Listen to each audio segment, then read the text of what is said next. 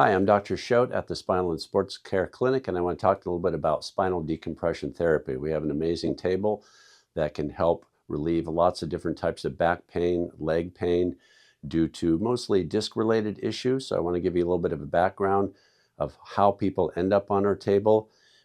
Here's a normal anatomy of the spine. This is two low back vertebrae, and if we're able to take one of the bones off the top, and then we look at a bird's side view of it, we can see the anatomy of a normal disc.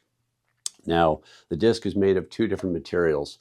You have kind of a jelly-like substance on the inside that is contained within the walls of multiple layers of a very tough cartilage type of material. And this acts like a ball bearing where when load compresses down on top of the spine, then that jelly-like is pushed out to the outside of the disc, but it is very well contained within the boundaries of these tough outer layers. Unfortunately, a couple things can happen over time. Either people sustain different types of injuries, like falls, strains and sprains, car accidents, and so on, but a lot of other people just experience a slow deterioration and a breakdown of the structure of this disc due to everyday things in our life. Sitting, bending, twisting, lifting, or in combinations of those things are oftentimes enough to kind of have a slow breakdown of that disc.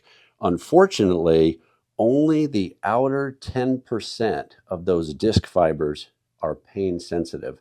That means theoretically you could damage about 90% of your disc before you even know that's a problem. So that's not a very good warning system, and you just might spontaneously develop pain in your back or pain in your leg with basically no warning. You could get out of bed going, oh, my back, my leg hurts, and that's just the way that happens sometimes.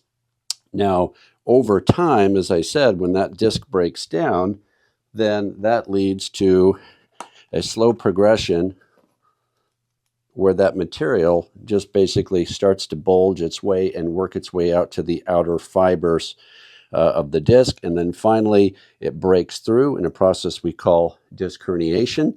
And unfortunately, on the other end of the disc is typically one of the nerve roots. So that's usually why you're going to experience sciatic type pains that travel all the way down, oftentimes into the foot, sometimes numbness, tingling, weakness, pins and needle sensations that can go all the way down, that come from a compression of that nerve root.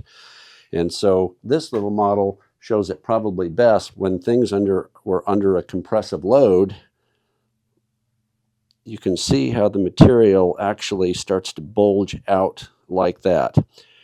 Well, as long as the disc is contained within and connected to the rest of that disc, we might have a form of therapy that is going to be good for the treatment of these particular conditions. And that leads us to the spinal decompression therapy.